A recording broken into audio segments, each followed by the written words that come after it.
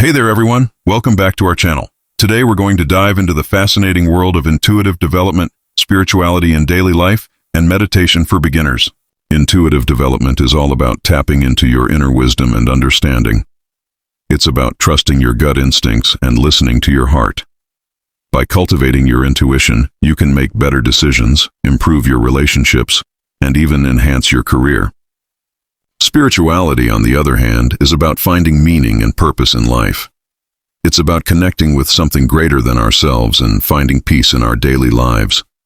By incorporating spiritual practices into our daily routines, we can improve our mental health, reduce stress, and find more joy in our lives.